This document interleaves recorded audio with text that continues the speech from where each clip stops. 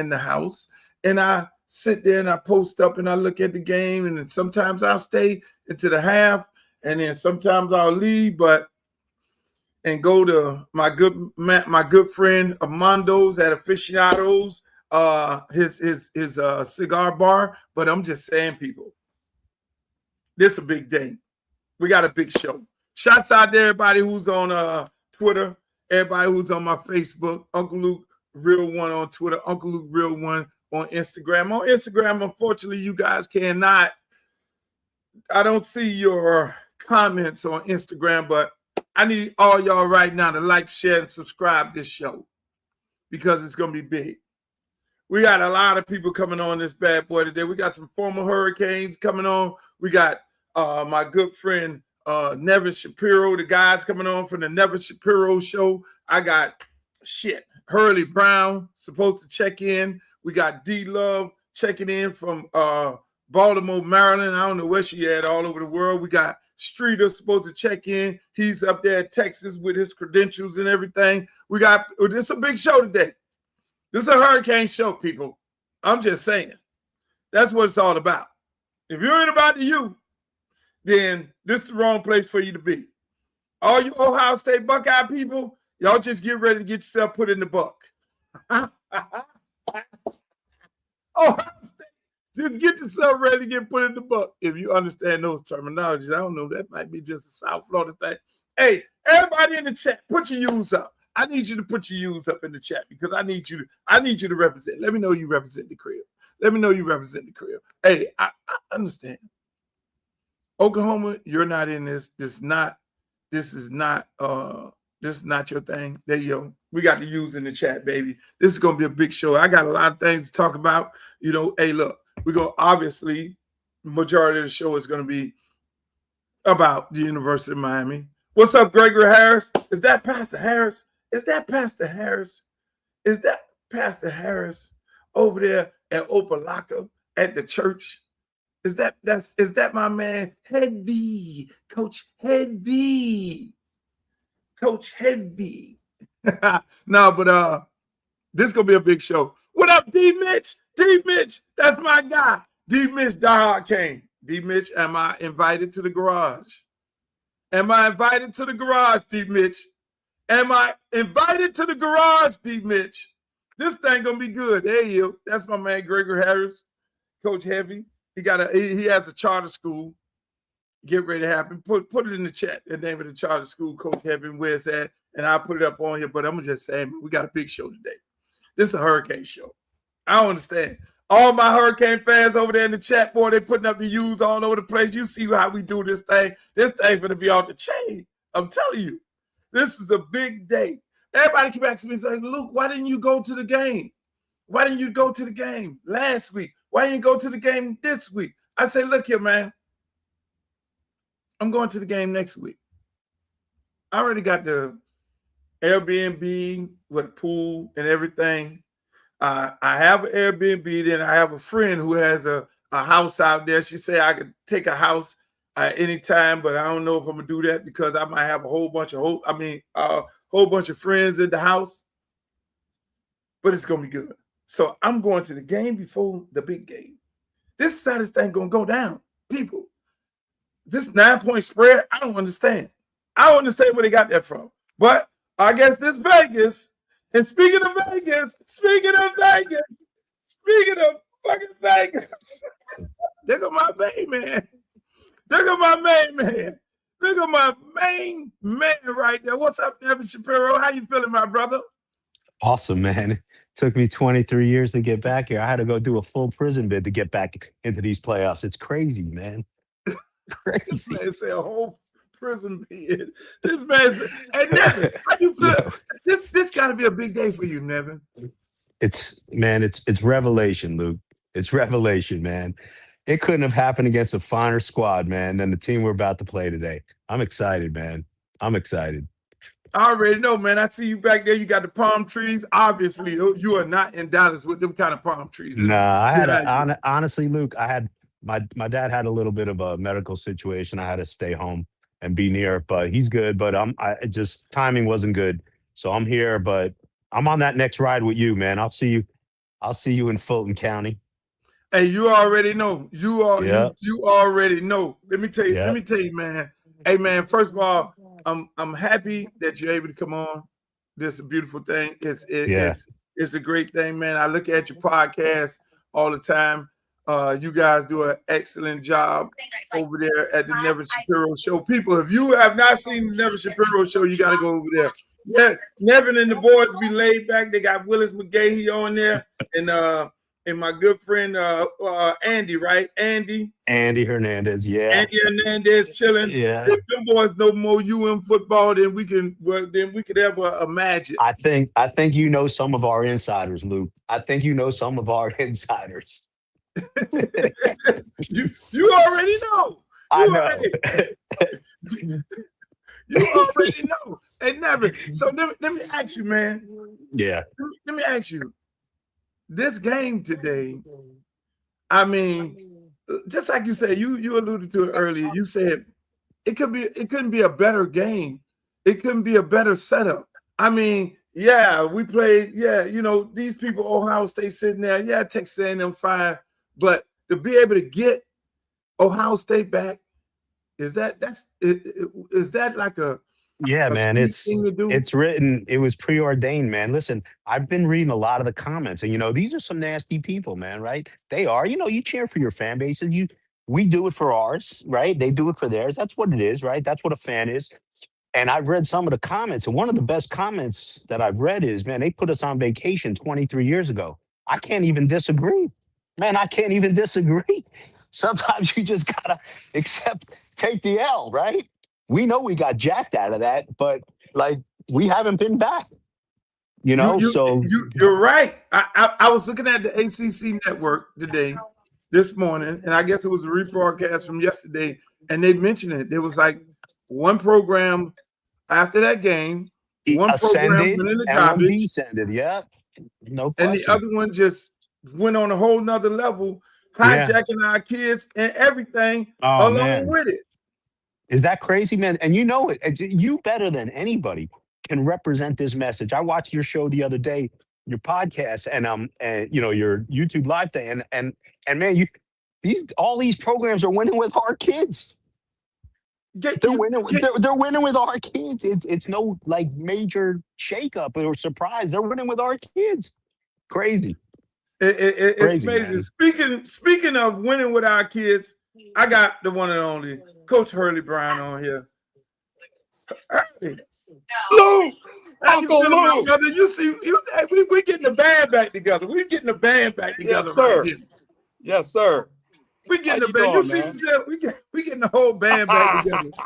Uncle Lou. See, it's a you day today, baby. Yes, sir. Hey, you see it? I had to warm myself, baby. No, you had to warm my issue. Hey, we got our gear on early, right? We ready to go.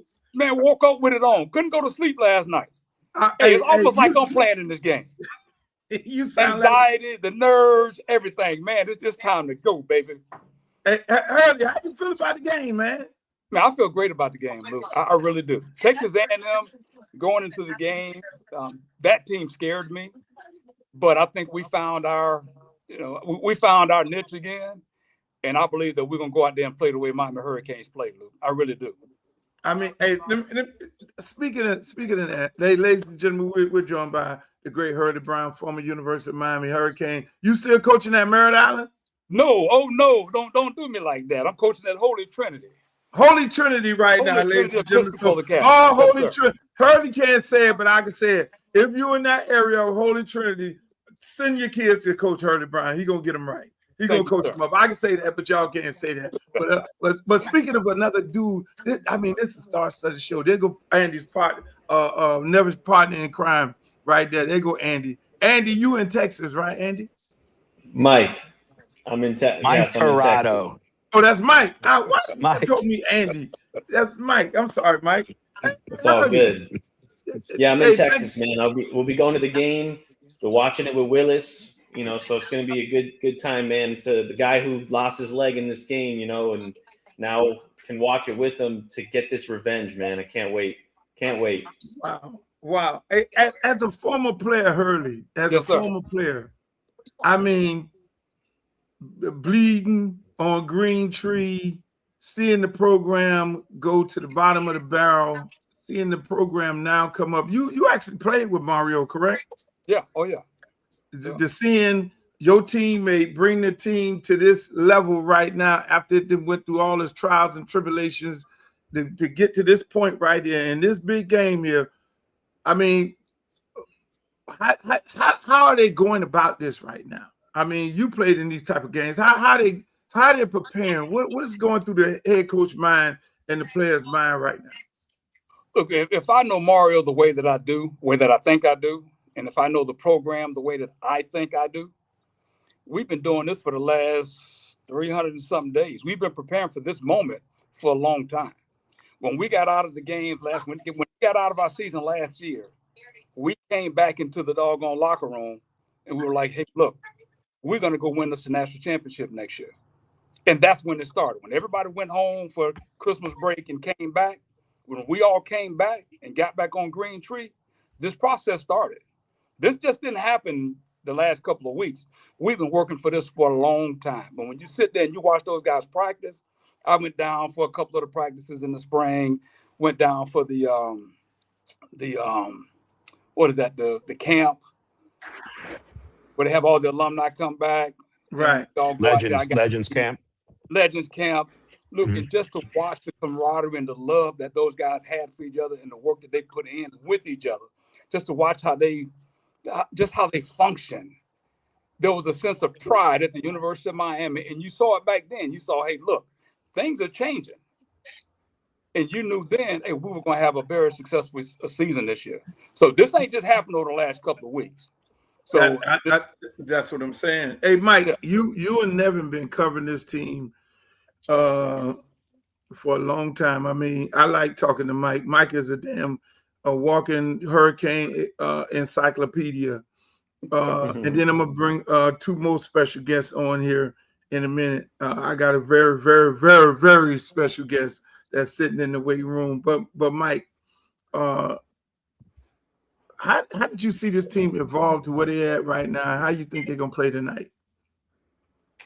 I'll be honest. After the SMU loss, I wasn't very hopeful at this point that we would get there, just because the path was so tough. And it just so happened, things worked itself out. Teams lost, and we kind of kept winning, and we're getting hot at the right time. And the way I see this game tonight is this is all on Shannon Dawson. I'm not worried. I think Corey Heatherman is going to do what he has to do. He's been playing great all year, probably the best hire Mario's ever made in his whole tenure here. So it's been incredible the way he's turned this program around defensively. But if Dawson comes out vanilla, that's where we're going to have an issue. I think we need to be able to open this playbook up as best as we can. And if we can have an offensive performance and put up some points, I mean, we're not going to get out with 10 like we did against Texas A&M. Ohio State's going to put up more than 10 points, right? It's just you can't think that way, right? You're going to have to put up in the 20s, I think. Something like 24 points would be very respectable. And I think we could get a win if we could put something in the mid to low 20s even. I believe in our defense enough. But we got to put some points on the board. Got it. Speaking of putting some points, I got another coach. But his son is probably one of the hottest quarterbacks for next year. And one of the hottest quarterbacks this year, the one and only David Simmons. Dave, what's up, Dave? So, Dave, what's how up, you guys? feeling, Dave? I'm doing good, man. I'm out in New Orleans at the Caesars Palace. So, see, Dave out there in New Orleans. He gets to go to New Orleans with his son Austin Simmons out there, and check out their game, because the winner of that game actually plays the winner of this game. Correct? Yep. I think we got to go to Arizona too, right? I think yes, the game's in Arizona. A week from now. So Nevin, that'd be crazy, man. The way I see this playing out, Dave, is Miami is going to win. Ole Miss is going to win. Then we will be playing in Arizona, and I know they run quarterbacks. They run a 2 quarterback system. I'm just seeing Austin in the game versus us, oh my God, that would be incredible. I don't know how That'd we'll be great. function, Nevin. I don't know how we'll Could be. function. Could be an audition, Luke. It could be. Whoa, You know what I'm saying, man? whoa, It You could come be. with all kinds of Hold on. hot flashes, man. Woo! It could be, man. Dave, you're a coach. Now, Dave, we're gonna take the Austin Simmons hat off, and the Dave. I'm going to the coach Dave. Dave is my guy. Dave been coaching in South Florida for many years. He coaches kids up, but more so, he's a real football coach that coached on the collegiate level and everything. Dave, when you look at this University of Miami football team, I mean, you haven't probably. Not probably, but the hottest quarterback. You got the hottest quarterback in the nation. 2026. Let me ask you something, Dave. How do we get? When you looked at this team, do you see us able to score, and how would we score? Because everybody keeps saying Miami ain't gonna score no points. I mean, Against Ohio State, you Yes. should be able to score. I mean, I think Runleby's gonna score through your defense. I think the defense give you good short field. You'll be able to score. I think it'd be hard to score against Ohio State for going 80, 90 yards. You know what I mean? But if the defense do what I expect them to do and get them short term, why wouldn't they be able to score? They'll do a good job. They should do a good job with that. Field position is very important. Special teams is really big in this game for Miami. It really is big. Huge. Right. Huge. Devin, who you see coming out of this game? And again, Mike and Nevin, you know, they have a show, ladies and gentlemen, called the Nevin Shapiro Show. Make sure y'all check them out on YouTube. I love the show with Willis McGahee, and they have some great commentary, and it's great because you get to hear some historical stories about the University of Miami. But Nevin, when you look at this game right here, who's going to emerge as a star? You know. I really believe. Who do you see emerging as the star of this football game? I really believe it's going to be a receiver. I'm looking at the offensive side of the ball, Luke, because I really, truly believe that Shannon Dawson is going to control our success in this game. I really do, man. I've been saying it since we got seeded against them. Our offense was really anemic, although it did what it had to do, and Mark Fletcher was incredible. We ran for 175 yards against A&M. Ohio State is bringing NFL talent on the defensive side of the ball, no question. So I think the guy that's going to emerge is going to be either one of our other running backs, who they're going to have to play more than just Mark Fletcher against this type of lineup, I believe. And one of these other receivers, if not a couple, have got to show out, man. And I would look for a guy like Elijah Lofton, who's been really quiet this whole season. And I don't think that's his fault. I think the play calling hasn't been schemed his way, what we anticipated before the season. And I think a guy like that just could just show up and be huge. 9 grab, 100 and something yards, and a TD type game. And I think a guy like that could be a difference maker in this game for us to be victorious. That's what I really firmly believe. Same question for you, Coach Hurley. Well, hey, I think Mark Fletcher is going to have a great game. And you also got Pringle, the other running back. You know, I think that Pringle has the ability. He is a big playmaker. He's got the speed to take the distance. He can go from anywhere on the field and go 80, 90 at the giving up, the drop of a hat. The guy that I'm looking for, Luke, to do something that we haven't seen all season long, not only the one that Nevin was just talking about, but we haven't heard anything from JoJo Tracy.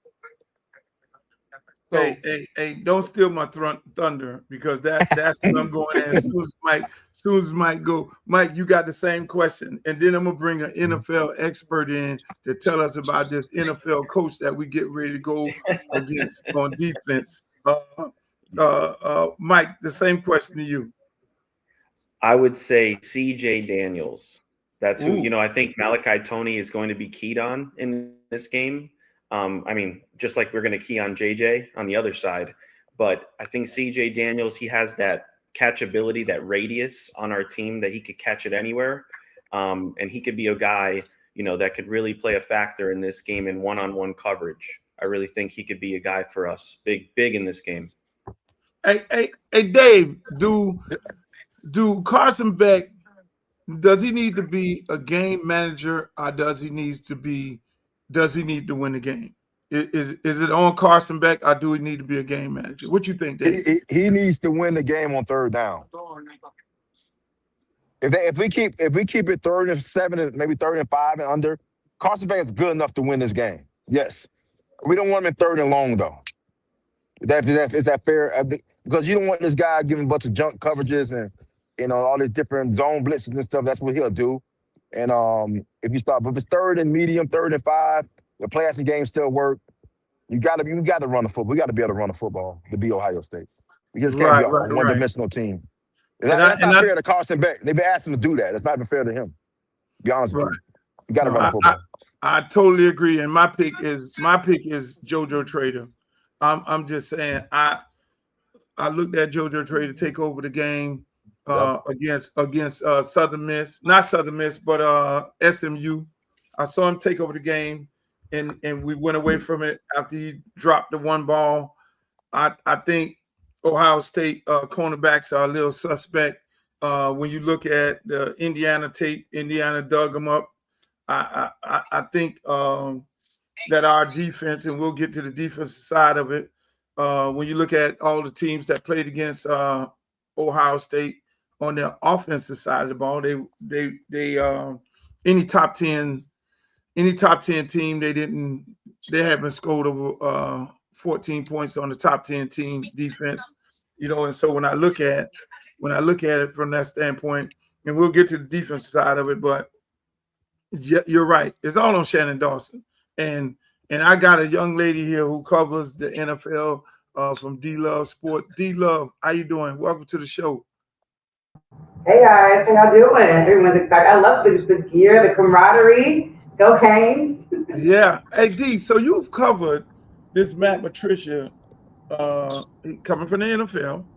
I mean, what does he bring to the table when it comes to what exotic looks we can kind of expect out of him?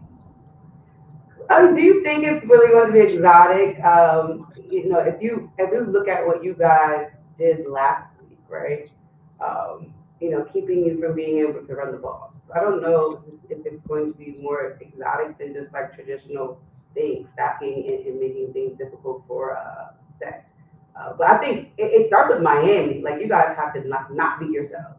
And that's going to be the play calling. I think Mike said this a little earlier. You guys really have to do a better job of putting those second down plays in better.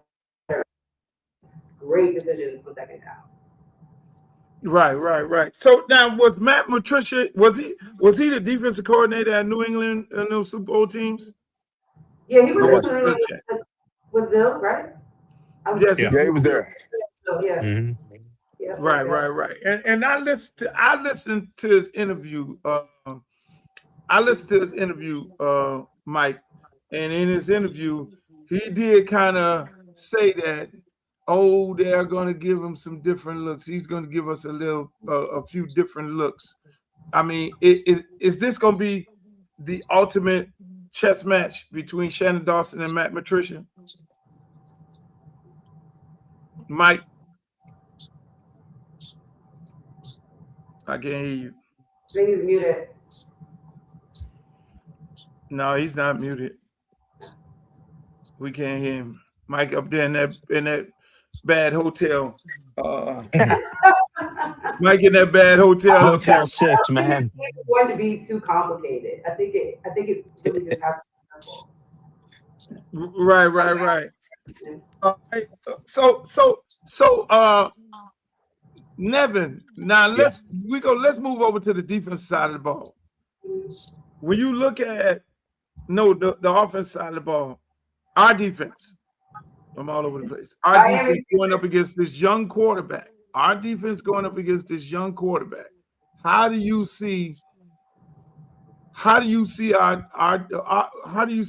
defense playing against Jeremiah Smith, Tate,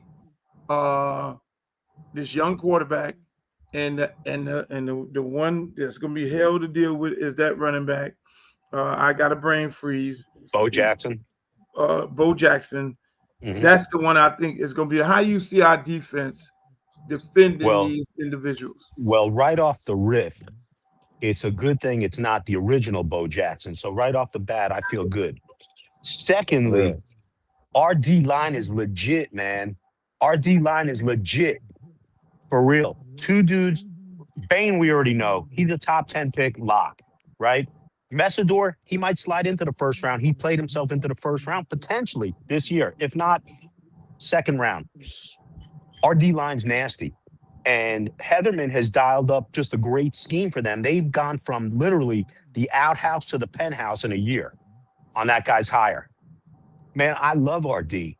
And, you know, Coach Hurley Brown, who's on, he remembers from his day, man, they had those dogs up front. Luke, you've been around forever, man. You know what it is. When you got those horses up front, the backdrop's easy. So I'm not worried about Jeremiah Smith and Carnell Tate. And they're both legit NFL first-round talents. Top 10, probably both, right? But we're safe if that D-line gets to the quarterback because who's throwing from his ass? Nobody. Period. Speaking of quarterback, I mean, Dave, your son is a young quarterback, and I'm pretty sure you have a lot of conversations with him before big games and everything. And you see the ups and downs and the good and the bad. And this quarterback being somewhat in a similar situation as your son, Austin Simmons, how does this young quarterback function? You putting your coaching hat on and your dad hat on. Is it we got to settle him down? Because again, this ain't the regular game. He hasn't played a playoff game. This is a big game on a big stage. Ain't nobody looking at nothing else but the University of Miami, Ohio State. How do you settle him down as a parent and a coach? Well, I think as a parent, you just say you first got to pray for him, right? Say, listen, man, you know what's going to happen. You got to pray that the coaches and him on the same page and the players on the same page and went crazy over the weekend geared for this game.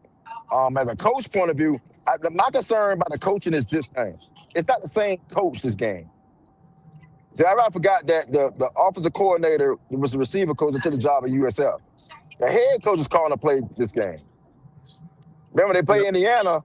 He was in transition being the head coach. I don't think we saw the real good offense from Ohio State because he's transitioning. I don't know if you remember when Kiffin and Saban fired Kiffin because he's got a good job at FAU. I think it was something similar like that. I think that's going on a little bit. So this is going to be now Ohio State offensive coordinator is going to be the head coach. And I'm more concerned about, I think he'll try to settle him down by being the head coach. I think they're going to do a lot more minor splits and stuff like that to try to get free releases. And that's going to be the thing I'm concerned about. We got to stop the run. We're going to have a problem. We have a problem. Straight exactly. Up. I mean, speaking of that, Mike, when you see that, you know, Day is now going to be calling the plays, and then I did listen to the interview. There was question whether the original coordinator was going to be in the booth, which is where he normally be at, or is he going to be in the field? And they said he's going to be in the field, and the other young man, I forget what his name is, going to be in the booth. Right. 25 days. Yeah, 25 days. Do they put in a new offense, in your opinion, Mike, or not? Or should we expect the regular Ryan Day offense because his assistant has been there 8 years with him? Are they going back to that? Are we going to see that? Or are we going to see the same offense or a combination of both? What you think? Can't hear you, Mike. You might have to drop and come back. Yeah, I have to drop. Hurley, I asked you the same question, Hurley. You're a coach. You're getting ready for this game. You know they didn't switch up coordinators. They didn't jump to a whole nother coordinator. How you prepare for this? Are you preparing for both of them, or what's the plan? Damn, I can't hear Hurley neither. Everybody's gone. Yeah, I don't see. Is Hurley on? Yeah, Hurley there. I can't see him. I can't hear him. I do want to go back to Matt. There we go. It's coming on now. That thing's coming on now. Yeah. So now I feel Put your mic on, Hurley. because I wasn't paying attention to all the different changes and stuff. Put your mic on, Hurley. No, I get him now. So, we get you now. Yeah, so now I feel, as a matter of fact, Luke, I can't say this. I shouldn't say it, but I'm finna go put some money on this. Y'all just confirmed to me the difference in the game. Hey, but I can't put no money because I'm a high school football coach, so I can't go bet. But Exactly. you know how hard it is as a man, because we all got ego. Now all of a sudden I'm the head coach. So there's certain things that I'm gonna want to do that we haven't done, we haven't been doing. Okay, just because of my ego. Now, if I push my ego to the side and I allow us to come in and play the way that we've been playing, keep it simple, stupid. Don't try to do nothing that these kids aren't used to doing. They don't have time to think out there. The game is going to be too fast, too reckless, too fast. And if you try to implement something different from what we've been doing in the past, now I'm questioning whether or not you trust what we've been doing. So when you tell me, okay, now this guy's the head coach, the offensive coordinator gone, all these other things, offensive coordinators calling the plays, that's a lot to do with the psychic of these players. What got me there? Then we can do what got us here, because then we're playing doggone good. I was disappointed in the doggone Indiana game, I'll be honest with you. But if they come out and play the way that they did against Indiana, and when we strike up the band, we're going to come down there and we're going to be dancing to Me So Horny tonight. Exactly. Mike, can you hear me, Mike? I can hear you. Can you hear me? Okay, great. We got you. I don't know what was going on before. I could hear you the whole time. I don't know. Yeah. So. Hey, but we got you right now. So, I mean, just piggybacking off what Hurley just said. I mean, them changing coordinators at this point, trying to pull the same thing, just like Dave said, when they switched coordinators and sent Lane Kiffin packing to go to FAU. Lane had this engine in. I don't think it's the same situation. It's the same situation in switching up coaches, but I think the coach Day had a level of frustration after the Indiana game. Them only scoring 10 points in Indiana game kind of frustrated him. Them not doing good against top 10 defenses kind of had him already frustrated, and I think he may also use this as a scapegoat to then hijack the offense. So how do you see this transition happening? I think it gives a great deal of an advantage to Miami, because you're putting someone in a position that hasn't been there doing this all year long. You know, you create competency as you know as a coach, Luke, yourself. You know, that's like telling you, Luke, hey man, go coach, you know, the other side of the ball all of a sudden, and you're like, wait a second, you know, or whatever. Like, you're putting someone in a position that they haven't been there doing that all year. And I think that gives an advantage to Miami, because if Miami can jump ahead, you're going to put him in a position where he's going to have to start getting a little desperate and forcing and not knowing how to manage the game. We want to put him in a position to be unmanageable. If they're ahead, then he can kind of get a little more loose and he can find a groove. But if we can jump ahead, we're going to put him in a position where he's going to kind of panic and have to manage the game, and he hasn't been in those positions yet. So that's how I see it, man. D during the course of an NFL year, we see offensive coordinators get fired in the middle of the year. Just like Kevin Stefanski, he fired himself and he gave the play calling to his assistant. It's the same terminology, obviously. You've seen it quite a few times. I think with your Pittsburgh Steelers, they did it one year with Rothenberg, switched up the coordinator in the middle of the year.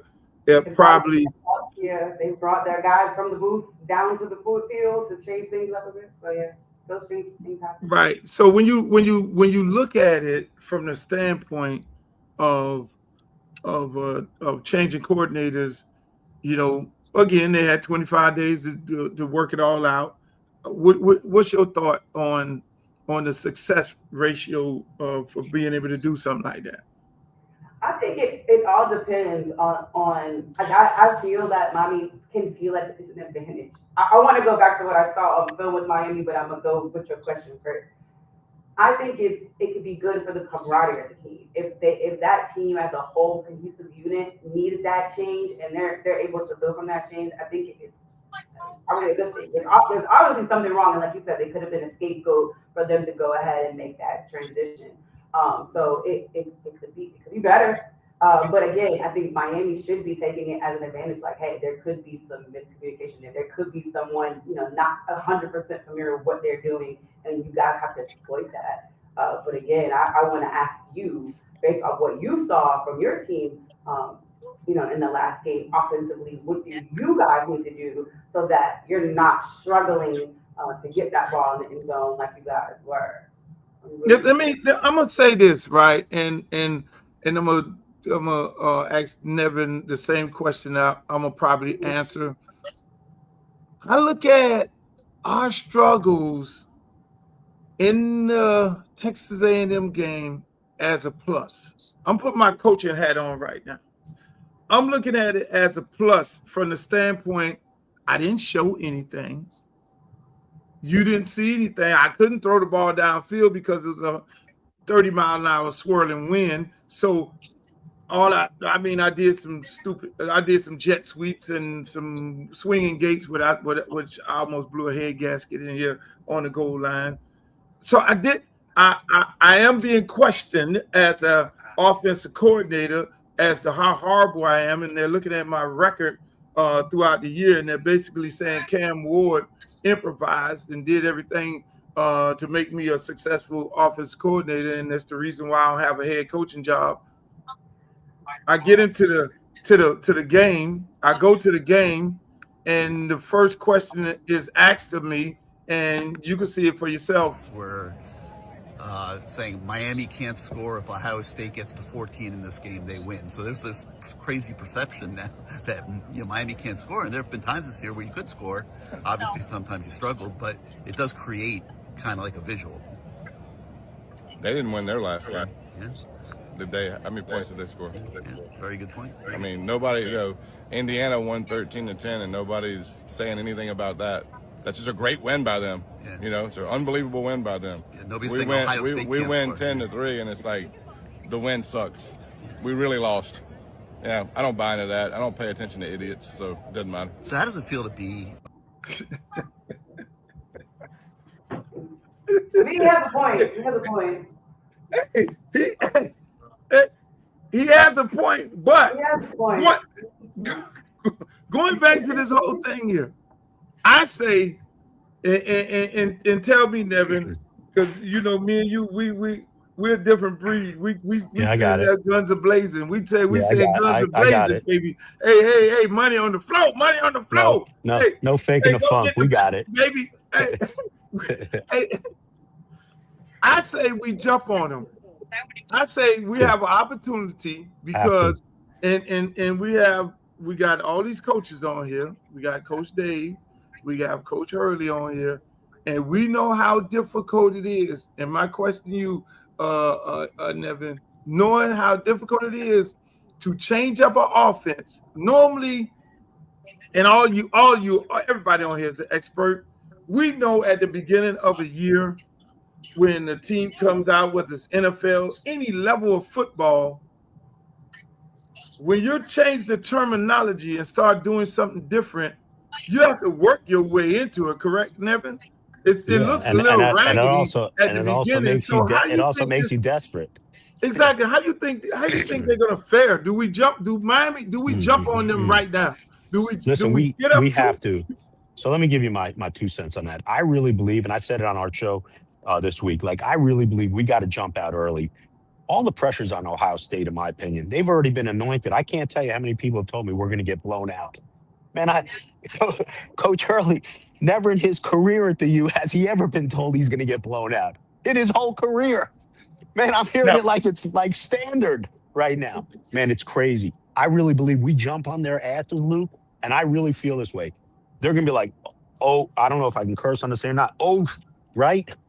You know what I'm saying? And I think that's imperative that we get out early, because the longer you stay in a fight against an underdog, you're like, man, this guy's not going anywhere. I think we come out on these boys early, and it's ours to take. If we get down 10 points, 14, I think there's trouble based on the way our offense is schemed up. That's my opinion. I think if we come out early, man, I love our chances. I love them. Hey Hurley, Yeah. when you look at this quarterback being this young and not playing on this type of stage, but he has a guy named Jeremiah Smith and a guy named Tate. How do you think they get off, or do you think we get at this quarterback? I think we get at him, Luke. I think with our defensive line, actually our front seven, I think we're one of the best front sevens in the country. And then those DBs, they ain't shabby either. Them boys can play. They're playing hurricane football. They're playing fast. They're physical. That front four, now remember, the front four that I played with, that's what these guys remind me of. Cortez Kennedy, Russell Maryland, Greg Mark, Willis McGee, Stain Curry, all those guys. Secondary, I had dogs up front. That's what you got tonight. So this young quarterback, man, you got to deal with that. It's going to be a long night for him. A long night. That's what we're expecting. We're expecting a long night. And again, let me ask you, Dave. You're changing your offense, going back to terminology now. Yeah, the two coordinators, they know the terminology, but this new quarterback don't. He wasn't here last year or 2 years ago in a Ryan Day system. Ryan Day comes in. He got 25 days to put this offense in. Do you think they struggle early, giving University of Miami opportunity to jump up on them, Dave? No, I think the terminology gonna be about the same. I think how you call the play is gonna be a little different. I don't think they changed the terminology because it was always Orion's offense anyway. But I think like you said, I think everybody keeps talking about our defensive ends. They're important. I really think it's the defensive tackles more important in this game because we got to take away the inside zone and then the inside run game because I think our ends can handle their own by themselves. If not, that's off the play action. Everything they do is based off the play action. And if you let this guy be in 2nd and 6 and 2nd and 4, he's a normal quarterback. He's a regular quarterback. But we want him in 3rd and long. If he in 3rd and long, I think we could really rattle the quarterback. I think we could rattle saying. I really do. Right. We don't want him in 2nd. We don't want him in 2nd and short. We got to win on 1st down on defense. On both sides of the ball, we got to win on 1st down. Defense and offense, we got to win on 1st down. We can't be in 2nd and 9 on offense, and we don't want them in 2nd and 2 on when they're on defense. And so when we're on defense, excuse me. Yeah, that's what it's at, 1st down. Exactly, Mike. Do we limit? Or do we? If we hold Tate and Jeremiah Smith under 100 yards, do we win? I think so because they don't have the Travion Hendersons of last year at running back. So that's why I think that, their offense is going to be through their receivers. They're not as balanced as they were last year offensively. They had much better balance last year because they can really get that run game going and open up the pass for them. That's why Jeremiah Smith, you saw have such a big year last year. People don't credit it a lot to Travion Henderson, but I do give him some credit, even though JJ is insanely incredible. But the defenses had to respect Ohio State's run game last year, where this year it's not like that. It is, but it's not. It's not like that deadly weapon like we have. We got 3-headed monsters everywhere, right? So you got to respect our run game. So that's the difference in this game. Yeah, so I think if we hold them under 100, absolutely, we win this game for sure. Luke, you made a great point. You made a great point, Luke. You made a great point earlier, man. Indiana gave them the business. You cannot tell me that Indiana's got more talent than us. You just can't tell me that Indiana's got more talent than we do. They don't, right? And Indiana beat them. So it's not like they're some juggernaut of all time. They're a good football team. They're a top 5 team for this year, but they're no like freak show. And I think we can win this game, man. Our D-line's legit, man. Right. Now these guys have a projected first round pick linebacker, and I think a D tackle. Are we gonna be able to run the ball, D? Listen, I was about to ask you guys that. Like, that's your bread and butter. Like, I remember I'm in Miami watching this game and the confusion of why are we going away from the run? Why are we not being successful with the run? The pass is not working. And I think you have to ask yourself, if you are not successful with the run, then what does that play call? And do you go back to the jet sweep that you said you couldn't stand seeing in the was it the red zone? Like what is the plan if you cannot run the ball? If Tony is not being successful, what do you do? What is the plan? Right. Hey, Mike, let me ask you this, Mike. Does everything run through Malachi Tony as usual, or are you using Malachi Tony as a decoy? I think it actually is a little bit of both. I think Ohio State thinks we're going to utilize him a lot, and we can then use him as a decoy. But we said it, me and Nevin just went live right before we went on your show, and we both predicted that Malachi Tony is going to throw a touchdown in this game. So I think that they're going to pull out a little bit of that tricks out of their bag here, and then they should, right? Like, you don't have a next game. You got to win this game. There's nothing to hold back. You got to give it all, right? Oh, throw the whole kitchen sink at them. Like, you got to get something going. Get points early, like Nevin was saying. You got to get points early. So you got to come out and be aggressive, not this inside zone run, like every down, that really stunted us against Louisville and SMU, right? Because there was this methodical vanilla offense. You got to be able to put some points and create some, you got to create points in this game. You got to get creative, I think, because they're a great team. They got athletes and so do we. You're not just going to run the ball right at them and win this game. So Hurley, let me ask you, do you see this as a high-scoring game or a low-scoring, tough, one touchdown, 3-point football game? How do you see this game? I think it's a 24-14 game, Miami. Right. And I'll say, in this situation with these types of games, Luke, and you remember back in the locker room, and Nick Saban says it all the time, it's the players, not the players. Everybody wants to, Coach Dawson want to talk about the defensive coordinator, talk about Ryan Day and guys. But, man, I'm going to tell you like this here. At this stage of the game, somebody's going to step up. Somebody's going to be the difference in this game that we've never even heard of. And it just, I think it's going to be JoJo Trader. But in that locker right now, while these kids are getting ready, they're probably getting ready to go to the game now. But somebody is going to step up, and somebody's going to be the difference in this game. It ain't going to have nothing to do with the play calling. It ain't going to have nothing to do with nothing else other than somebody saying, hey, look, it's my opportunity. Big-time players make big-time plays and big-time games. And when we start talking about the offense, and, you got to understand that there's some stuff that Miami's been working on, and I'm sure Ohio State has too. Everybody does it. They haven't shown yet. We're going to see some stuff tonight that we haven't seen. Hopefully, we don't have to go there.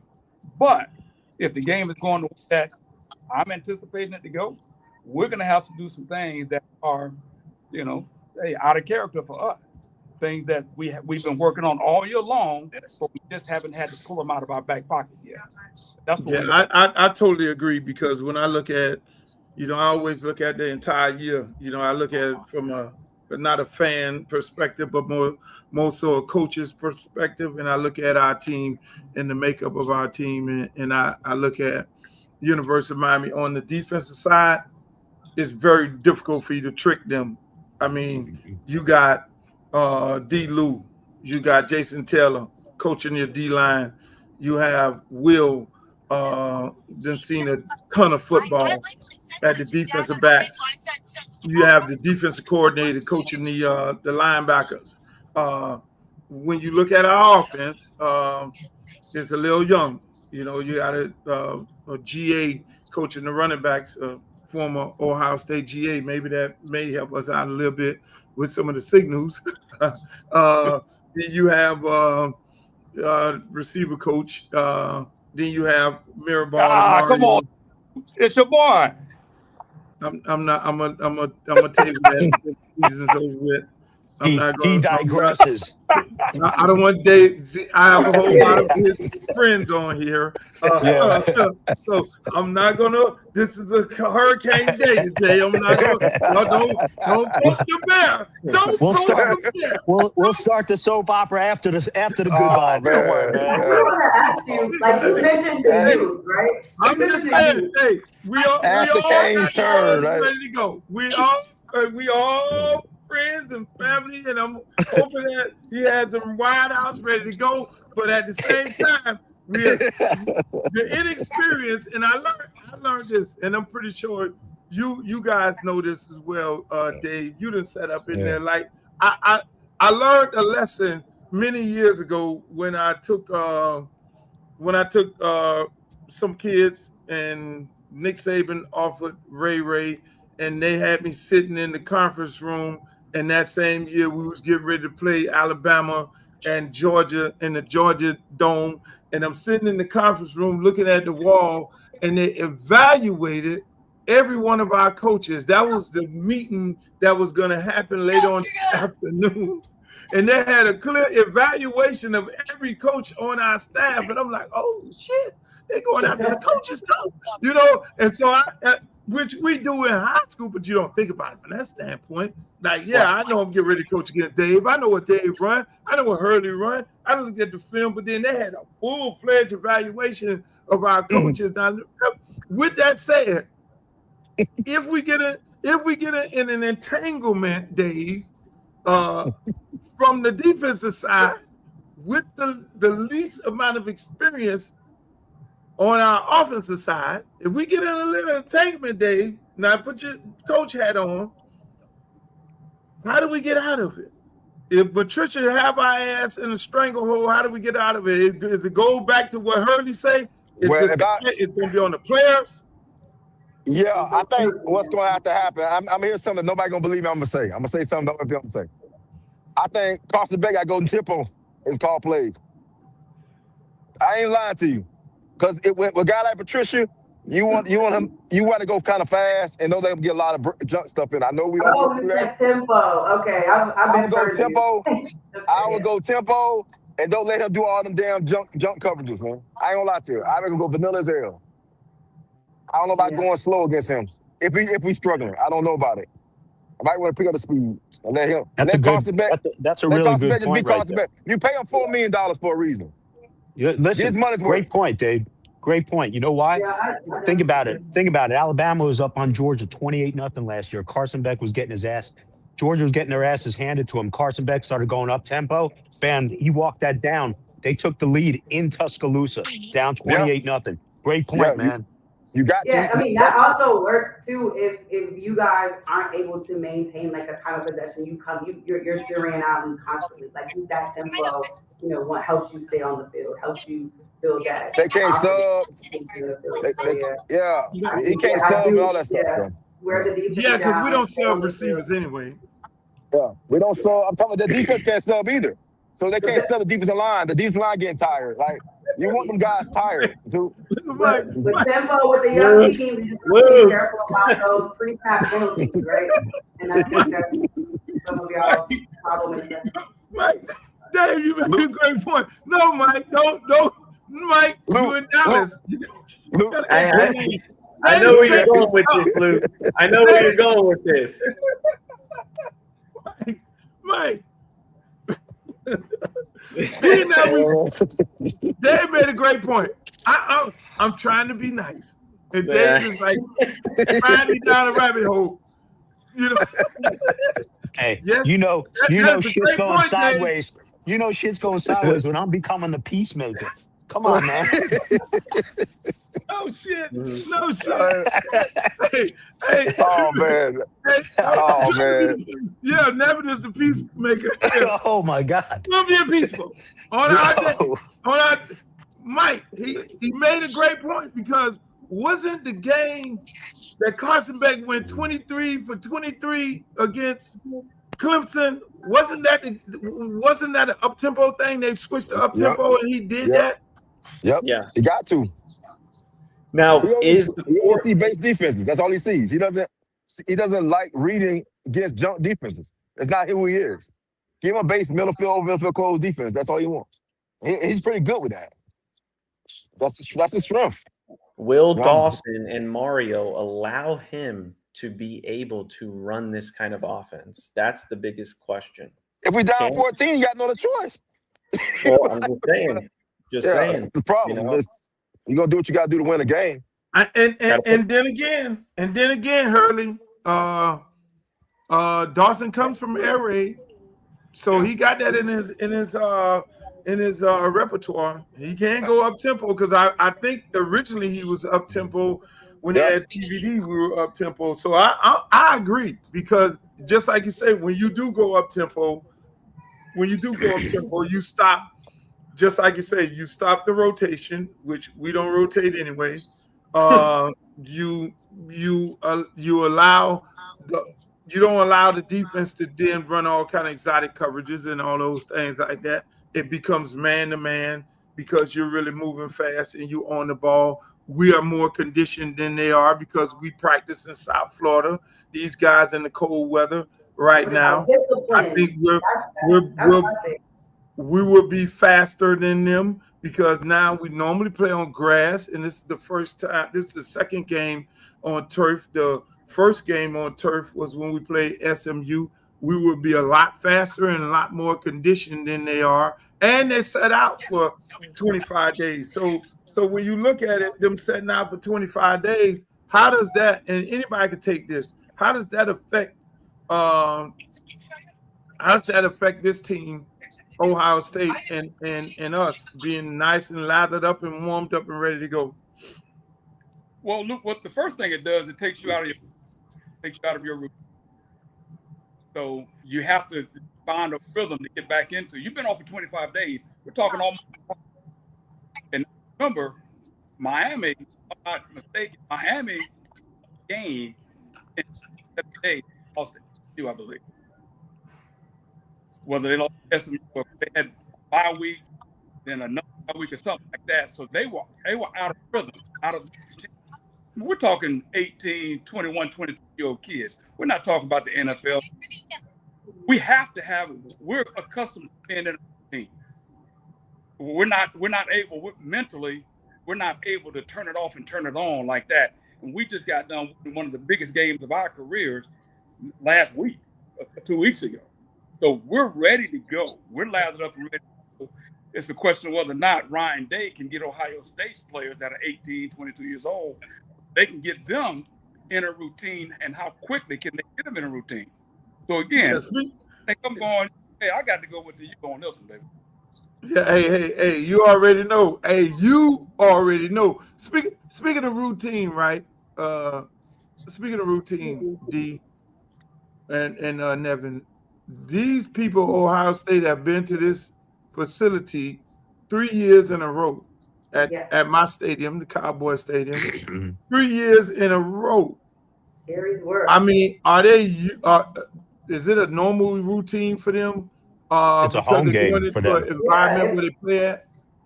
Absolutely. They might be calling this for Ohio State South. Like, at this point, like that, that it has its benefit. I even watch it from the USL level. They could go into St. Louis Battlehawk Stadium and come out with a win. They had to win two games in a row there, right? So, like, the environment and being comfortable in that environment, whether it's a young team or a seasoned team, I think that matters. So much of this, Luke. So much of this, every week when Mike and I do our show, he asked me the three keys to the game, right? So first key I said was Shannon Dawson's offense and his whole play calling.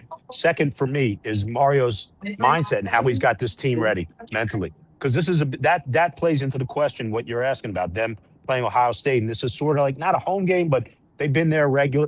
They keep doing this. This is a big game setting for us. We haven't done it in a while. I think playing at Texas A&M helped us immensely, mentally, psychologically, confidence-wise. I think that was huge, man, because at the end of the day, maybe they're not true SEC because they're new, but they're SEC road, 108,000. That's serious.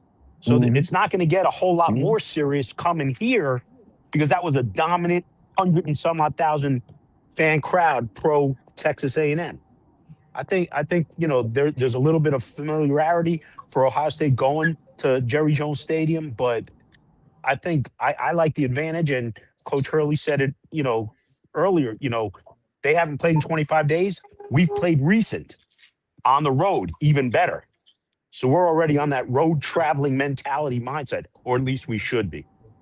Right. Yeah, hopefully the preparation that you mentioned, they go in there, they see the time clock, they get very familiar with the stadium and the surroundings. They're not overshadowed by, the black. And you, sorry, Luke, but your stadium, Jerry's World, are they gonna put some curtains up? So it's gonna be nighttime, so they don't have to worry about the sun like that. Curtains. Yeah, you know how that sun, you know what I'm talking about, how that sun comes in Jerry's No, World? we ain't doing none of that. It's a night game. It's a night game. It's not a game that you're fine now, but I'm curtains up. We ain't put no shower curtains up. No, we dark. ain't do all that. You're gonna have to deal with this. You're gonna have to deal with the sun. That sun is a problem Only- out there in Jerry's World. Only curtains that are coming are for the Buckeyes, man. That's the only curtains. That's the coming. only curtains coming. Hey, Have you hey, ever hey. talked about Jeremiah Smith? I'm not going to pick up your stuff. Them the only curtains came. Those are the only curtains coming up. The curtains gonna close on the Buckeyes because That's this is it. the get back bowl. The way I and I'm gonna go to the predictions. The way I predicted this from the time they told us we was gonna be in the playoffs, I call it the get back tour. We're going to be able to go over there and get Texas A&M back because we lost to them at their stadium. We got them back. We're gonna go and get back Ohio State, who robbed us of our national championship. Then we're going to go, and Carson Beck is going to get Georgia back. But I can't say that because Ole Miss is going to win. Dave is on here. Right. Dave is on here. So Ole Miss, we got to go. Hey, let me tell you like this. I'm going to say this, Dave, since you on here. I'm going to say this. Miami plays Ole Miss. There's no way in the world y'all going to be able to stop Lane Kiffin from not coaching that game. I'm going to just say that, Dave. Lane coming to coach that game. They might not be practicing at Ole Miss. They might not be practicing against Ole Miss. Luke, man, You're an instigator, Luke. You're an instigator, man. You'll be the National Guard if you show up in that field, nigga. Hey, Nevin. They gonna call us quiet boys because Lane is coming out there with his motherfucking flip-flops on. And Lane will coach that game against Mario.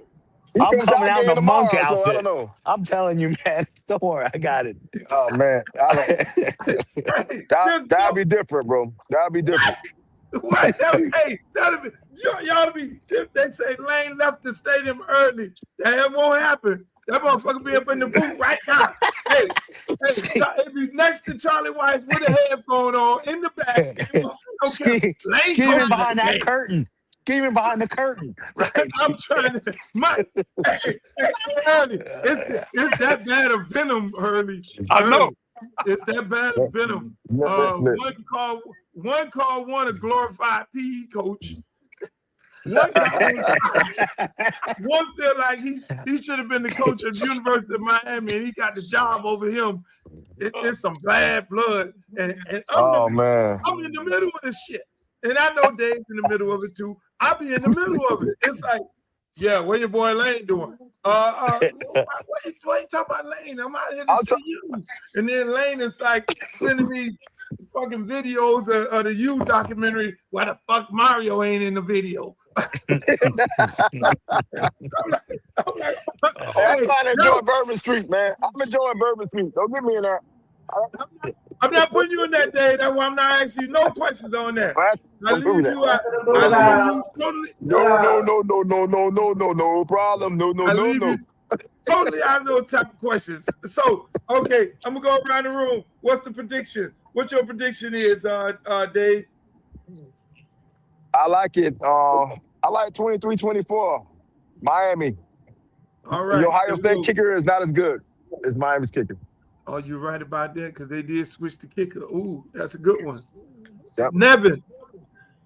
1917, the U on a field goal by Carrot Top. By Carrot Top. Yeah, under no condition. Hurley. 24-14. Miami. 24-14? Yes, sir. That sounds good because they can't win. They don't scope of 14 points against top 10 defenses. Mike. 24-20 Miami. 24-20 Miami. I like that right there. I like that. D, what's your prediction is, D? I won't be surprised if you go with Ohio State. I will not be surprised. I don't like Ohio State. Like, you know, I'm a Big Ten girl, so no. I'm never going to go for Ohio State if I don't have to. I'm going to go 17-13. 17-13. Hey, there it is. I think I don't see Ohio State scoring over 14 points again. Like I said, when I broke down the film and looked at it, they only have two different plays. When they put the running back, when they put the tight end at the hip, they try to pull around the corner. That means they're weak up the middle. I think our defensive tackles, just like Dave says, is going to get off in this game right here. Indiana did expose them. Nobody could stop the run.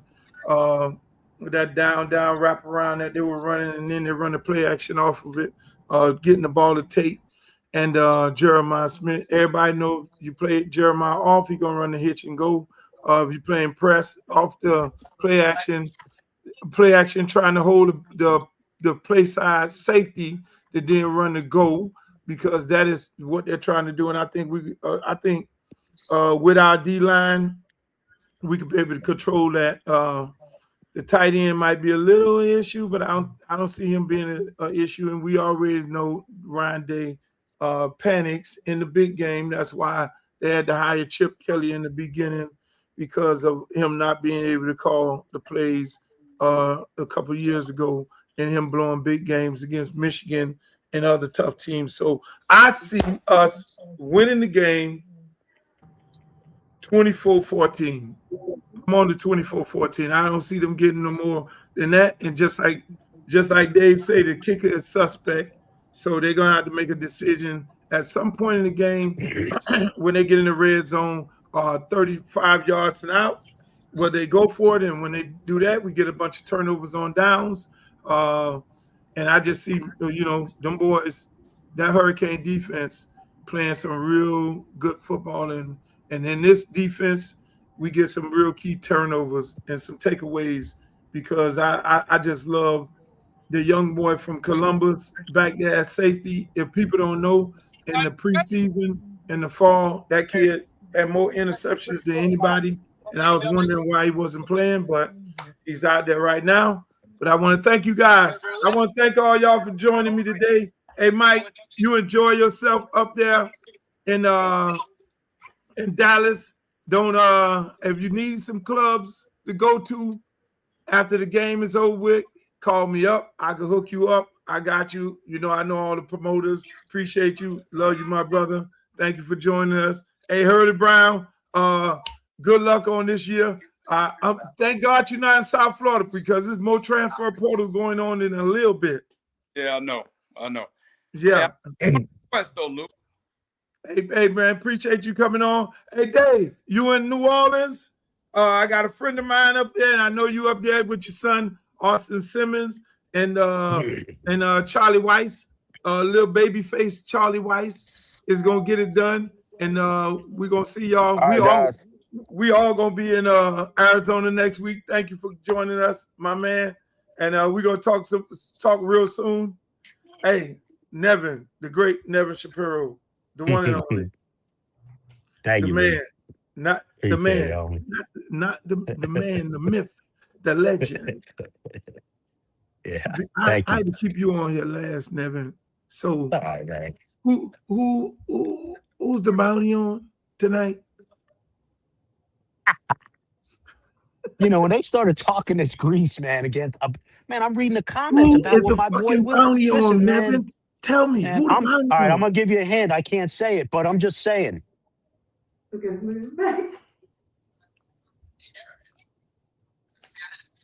just gave it to you. I'm just saying. He's just saying. I'm just saying. My man, my fucking guy. Hey, Nevin, make sure y'all join my man Nevin on the Nevin Shapiro Show, ladies and gentlemen. Please join this show. They're on YouTube. You guys love it. Hey, when the show coming on next? Monday. We're gonna film Monday morning. Be on Monday afternoon, probably 5 o'clock. Mike finishes his editing, editing. Okay. Hey, man, we look forward to seeing the new show. Hey, man, you have a good day. Go Canes. All right. I love it. Hey, D, I got to keep you on here a little longer, D, because I need to ask you a couple questions here. Sure. I got to ask you a couple of questions here, D. Now, ladies and gentlemen, I want to thank all these good folks, Hurley Brown, for coming on. Coach Hurley Brown, former University of Miami player, David Simmons, Austin Simmons' dad. His son is getting ready to play in the big bowl game with Ole Miss up there in New Orleans. And then we got my girl D from D Love Sports. I'm gonna ask a couple questions. I want you to take a look at this, and now we're gonna segue into some other stuff. Now, Kyler Perry said this. So strategic, right? Because it's Not one about Sarkisian, I'm sorry. need, it's two about money, and the cost, and where's the market, and which agent you're dealing with. There's some agents that are rational, and there's some that this is their first time ever being an agent. I don't even know if they're licensed to be agents, but all of a sudden they get to be agents, because we have no certification process in college football. Or in the NFL, you have to be certified. In college football, it might be their college roommate, their freshman year, who's their agent right now. And this guy's throwing numbers at you, and it's like, we can't even deal with this. Like, you just move on. And so it's unfortunate, and we'll get there in college football, but right now it's a tough situation. The idea that I can sit up here in 2025 and talk about money and players and things is pretty crazy, right? From where we've gotten to where we were 4 or 5 years ago to where we are today. But that's the reality of the situation of college football right now, and that's where we are. Again, I think there's nothing wrong with that. We just got to tighten it up. And hopefully we can get there sooner rather than later, because, again, I'm probably going to be on the phone with an agent today that's going to throw a number at me that I'm going to be like, good luck. I hope you get it. If you don't, call us back. But I can't do that number. What you think about what he just said? Because man, it I is. love It it is. and I hate it. I love it and I hate it. And I love it for the youth and them being able to capitalize. But I hate it for all the reasons that it can destroy a program, it can destroy a locker room, right? And that's one of the things Coach Locke had to talk about. Coach Locke at Maryland, he was like, I lost my locker room because of these conversations that were happening around money and numbers, right? So I just hope that these men and women that are getting NIL, getting paid, continue to have that secrecy between them and their agent, even outside of maybe your immediate parents, your mom and your dad. Do not discuss these numbers. Do not discuss these numbers, because it has so much weight to ruin a program, to ruin a locker room, to ruin you being successful. So I hate it and I love it. I hate it and I love it. Yeah, I mean, because and I kept you on to talk to you about this because, I mean, you cover so much professional sports, and it's becoming a major problem right now. Yeah. You have Nick Saban talking about NFL. You got Sarkisian, Kyler Perry, kid from Baylor, entered into the NFL, not NFL, but NBA. Yeah. Came from the NBA, came back, played basketball at Baylor. He played G League because he didn't play. Because he didn't play in the game. He was on the roster, but he didn't play in the game. He gets to play in college. I mean, that's a different set of rules than the NFL. Yeah. But I like it, though. I like that he didn't have that opportunity, though. I really do. I know it's not. So you think? So you don't believe in, okay, you get an agent, hire an agent like the old rules were, like the football rules are. You hire an agent, but you like go through the process, and you go through the training and all this, and then you don't get drafted. You think they should be able to go back to back to college?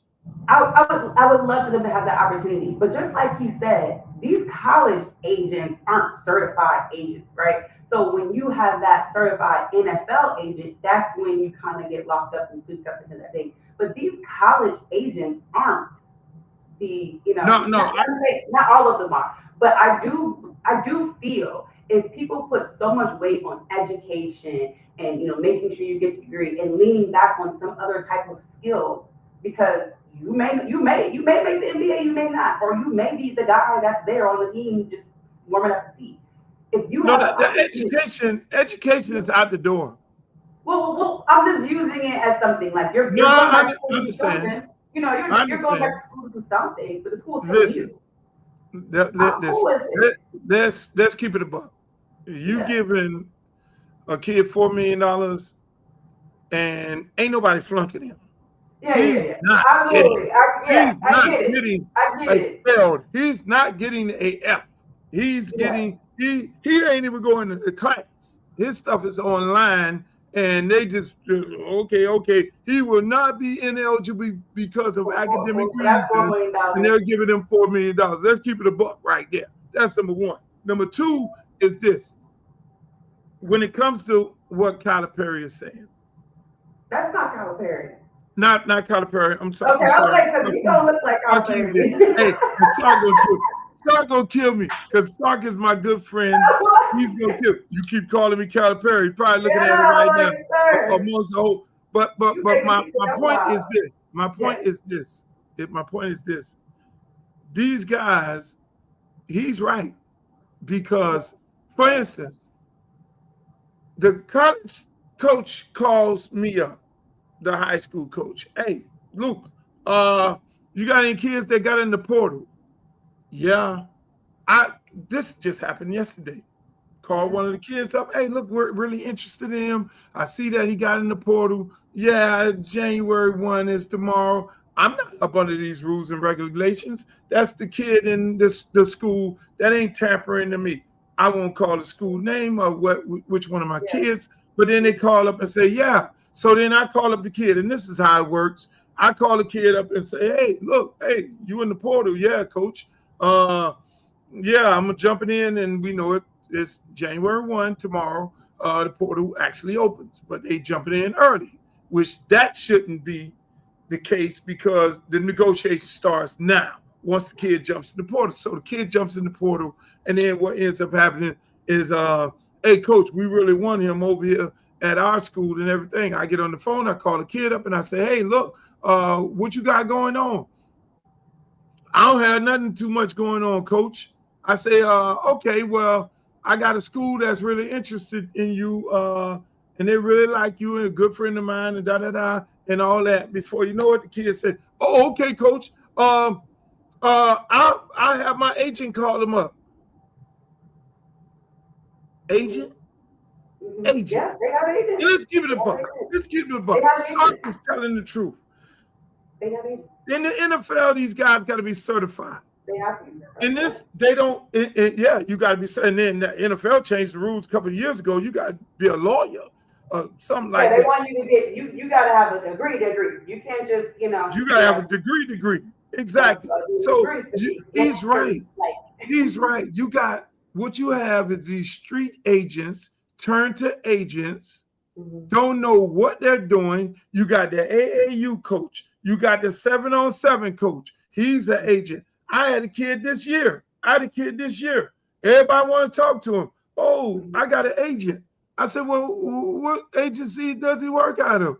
Oh, he's a coach over here in California. What? But coach, here go the other thing. But coach, can you talk to some other schools for me? Because I like the school that I have that I'm committed to. But son, if you have an agent, your agent's supposed to know all these schools. That's number one. He should be able to. They don't have the connection. That's the uncle. That's the 7-on-7 coach. Yeah, that's the coach who will take you to the park once you became big time. That's who he is. If you have an agent, your agent needs to know all these people. Number three to that. Here's the other part of that. Okay, the school treat the kid bad. Yeah. The school, if a school treat a player bad, say me, high school coach Luke, you treat my kid bad, you got to come back over here shopping for another kid. You're going to have to answer to me. We're going to have a sit down, because other than that, you're not going to be able to come back to my school and get another kid from me. That's the most important. If you screw a kid over who's represented by your homeboy or even an agency or even Drew Rosenhaus or anybody like that, in college, they don't care about you because you only representing a few people. You are not representing a whole entire high school. And if us in high school, whether we're in Florida or anywhere else, if you screw over a high school coach player and you commit certain cardinal rules, sins, you will get banned by every high school in America. And you will get banned in Miami-Dade County. First and foremost, I did it to Billy, who was at Florida. One of my kids, he had one of my kids, so one of my kids was committed. He ended up going to Florida. And what happened? He just blew up the whole class that was committed and sold all of them to send videotapes. Oh, really, Billy? You want to send videotapes? And I already knew he was going to do bad and they was going to fire him in 3 years. Oh, so you want to? No. What do I do?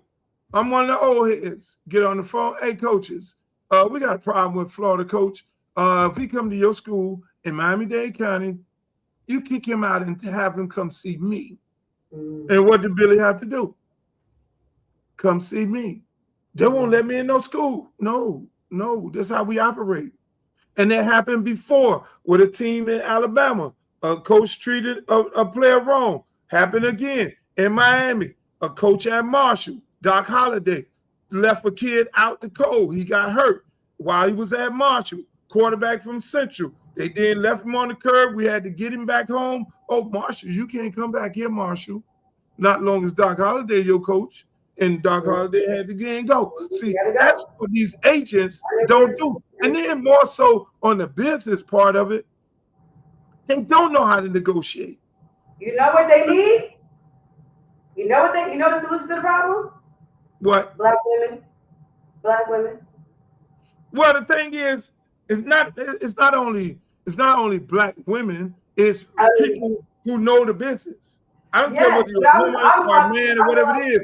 It's you need to know the business. You can't go up in there parading up in there as if, I don't care you man, woman, black, white, green, purple, whatever you are, you got to know the business because again, you're dealing with somebody's livelihood. You're negotiating. You need to know what the marketplace, you need to know what the market is for the individual. You need to know the coach. You need to be able to have a real intellectual conversation with with those coaches because you have people like Sark get on here just like he's saying, hey, look here, man, these people throwing all these crazy ass numbers out here and it don't make no sense. But there's a level of nurturing, and I say that for women, and I speak for myself because I'm a black woman. There's a level of nurturing that comes with this, right? Yeah, and you speak from it as a coach, right? You're not going to come in here and screw my players over and just come back and trade pick another one. But because that's another level of nurturing. Who are the best nurturers in the world? Women. And I feel like women need to get more involved at the collegiate level when it comes to this marketing and branding, because I think they have it. And if I gotta be the catalyst and start, I'm not the person, that's the only woman in the world that can do it. But maybe I need to. The business part, yes, you need to know. You need to have the people in the room. You need to have the network. And that's where it starts. Because if you don't know something, you need to be able to go to your resources and get the information that you need. And you need to be able to go to a coach like we just saw and negotiate a right number. Don't just reach for the stars and just throw out a number out there and wait, because you could be ruining your client, potential. You could be time. And because you could spin the block and he said, well, he said we could come back. By the time you get back to him, someone has had that spot is gone. And whatever money they were gonna give you is off the look. So now you're stuck with, here go, $250. Take it or leave it. So you really need to have people that can nurture not just the athletes, but the coaches in the network, the nucleus of it all, the whole ecosystem of it. And I think women can do that, and they could be so successful at it if they took the time and really got into the business, because I see the opportunity. Yeah, it is. You know, it is. The NCAA needs to come up with some regulations, because it's going to get regulated from Congress. Even if I end up in Congress, I see my calling keeps sending me to Congress, because so many things come to, when it comes to sports, that nobody up there knows anything about. That's going to be coming before Congress to be able to make these decisions on how to regulate these situations, because the NCAA is not going to do it, because at the end of the day, there needs to be some rules and regulations put in place on a national scale, because again, you know, NCAA is so first. It's not the NFL, it's not the Shield, it's not an organization. It is so wide open that it is out of control, and a lot of parents are getting taken advantage of. It's a lot of mismanagement. It's a lot of misrepresentation. The fortunate part of me being able to work good with my kids was the fact that, you know, my ex had the agency, and I did a large part of the marketing. So the same marketing people are the same people involved in, and I've negotiated millions of dollars in contracts and all that, and been a part of those negotiations when it came to teams in my consulting aspect. So my kids get the best of it all, but I can't speak for every other high school coach, because most of these guys, you know, they go to school every day, and those coaches are there, and they're PE teachers, they're administrators, and they're security guards and things like that, and they have a lot of work to do. But I just wanted to ask you that. Thank you, D. Thank you for joining us. Oh damn, I cut it off too quick. What the hell happened? But yeah, people, we have a great show today. I'm running over again, but this is something I need to ask you all about. I'm just speaking. But you want me to be the bad guy. I'm not the bad guy. You said, can they blame you? I'm asking you from the viewer standpoint. What? Because can I get another shot? Can he blame me? Like, this is all over TikTok. I don't know what to make of this. I've never seen this baddie show in my life. I've never seen this show in my life. And I'm not going to look at it. I am not going to look at it. I looked at this interview. I'm looking at the clips. I don't want to see that show. I love Cam show. I think it's very creative and charismatic, and the hats and all that. But I'm looking at these clips of this interview with this lady. I ain't even call her name. And this is so disturbing for so many reasons. The lady refers to the girls on her show as, oh, my bitches are paid. My bitches are boss. My bitches are this. Are you pimping? Are you pimping the girls on the show?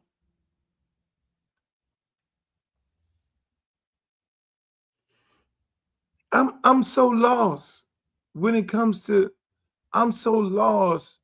this. At one point in the interview, Cam asked, so what is a baddie? A boss bitch, a bitch who takes care of her own, a bitch who do this and bitch who do that.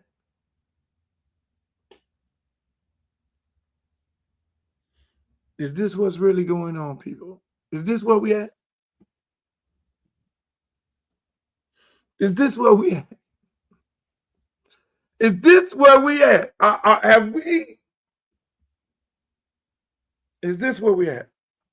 All my bitches is rich. All of my bitches is millionaires.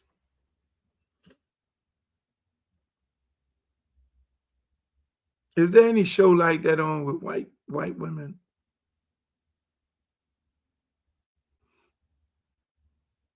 So we went from Heidi Fleiss to this. We went from Heidi Fleiss to this.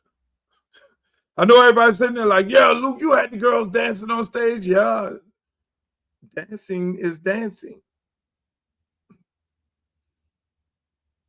Every singer has dancers. Beyonce got dancers on stage. Chris Brown got dancers on stage. Luke got dancers on stage. We all have dancers on stage. But would I ever refer to my dancers as bees? Would I refer to them as individuals who boss bitches? I think the terminology boss bitches is different. First of all, to be a boss, whether you're a woman or a man, it's okay to be a boss. Why you got to wear it on your shirt? That's when you're supposed to be humble. I've been a boss all my life. I always been humble. This ain't no Tyler Perry movie here. Where I gotta make everybody feel lower than who they are. I gotta then throw up in your face. I gotta throw up into the woman. Oh, I'm the boss. I'm the boss up in this mother. Peace. Y'all gonna do what the fuck I want y'all to do. This ain't no movie. It's real life. When you're a boss, you're comfortable with who you are and you're comfortable with yourself. And you're trying to bring everybody else up. It's a real boss. A real boss is trying to everybody on your team get money. That's why when I look at it, when Jay-Z say Dame made millions, this one made millions, this one made millions, this one made millions. When you look at Nick Saban and you look at Nick Saban tree and all the coaches who came up under Nick Saban is head coaches and prominent head coaches because they came up under his tree and they're doing good. When you look at me and the people who came up under my tree, Pitbull doing good. The guys I discovered. Trick Daddy doing good. H-Town doing good. And all the other artists doing good. They fall up under your tree. Big Teach owns a chain of House of Max. Young guy, Mr. Julian, doing good. The studio where we first started at, that was in a warehouse, Circle House, is the world's greatest studio in America. They doing good. But you ain't never gonna hear me talk about that. A boss brings people up. You gotta wear it on your shoulder. You gotta go do an interview talking about you a boss. Oh, I'm a boss. I'm a boss. What boss? And all my bitches are boss. Is that what we're supposed to sign up to as black men right now?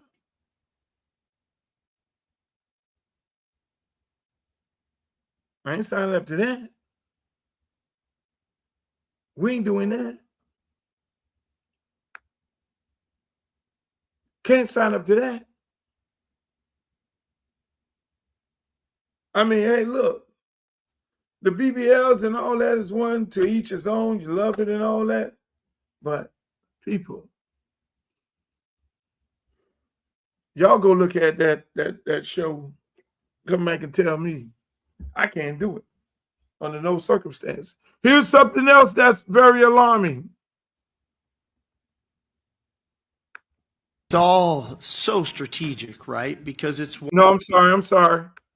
NCAA President Charlie Baker released a path forward letter to schools, and it includes some interesting NIL information.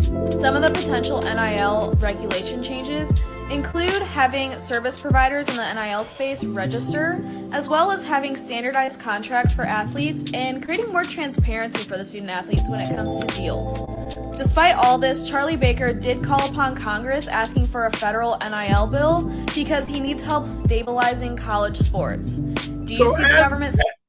As D was talking, that came to me. Again, what did I say earlier?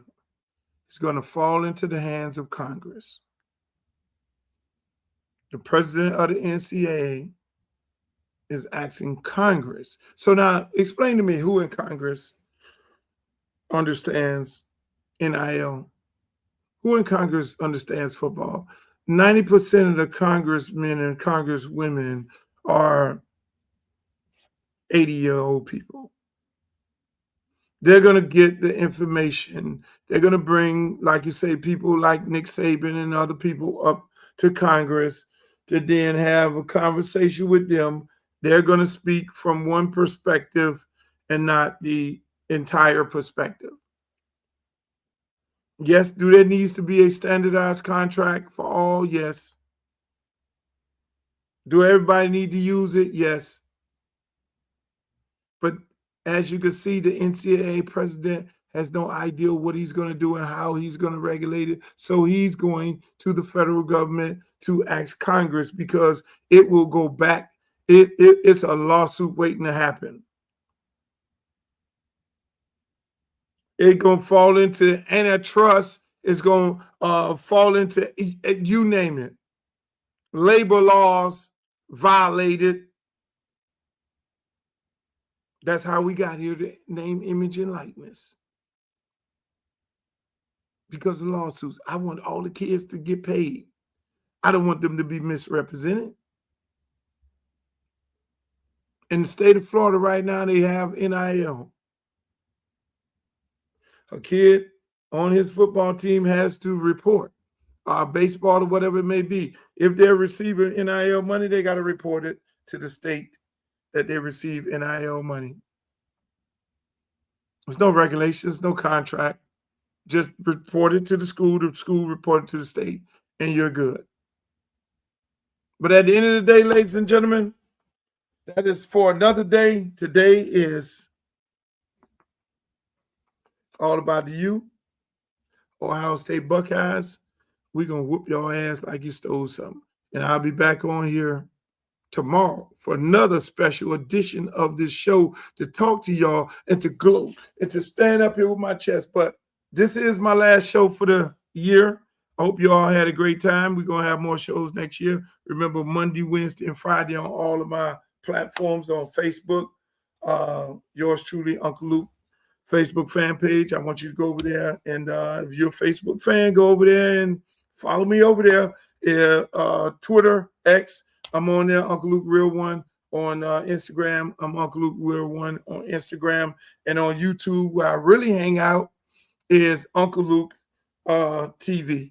So, again, this year is over. I hope you guys had a great year. I hope you plan everything that you're going to do for the new year, because this is the most important time to make your plans and preparations for the new year. And I hope you had a great year last year. I hope your family is safe. I hope your holidays were great. Until tomorrow in 2026, adios amigos. And like Walter Cronkite always said back in the days, may the good news be yours. Pull out the stick, come shoot that. Booty poke out like a book bag. Booty poke out like a book bag. Pull over ass too fast. Come wish God bring that Uncle Luke back.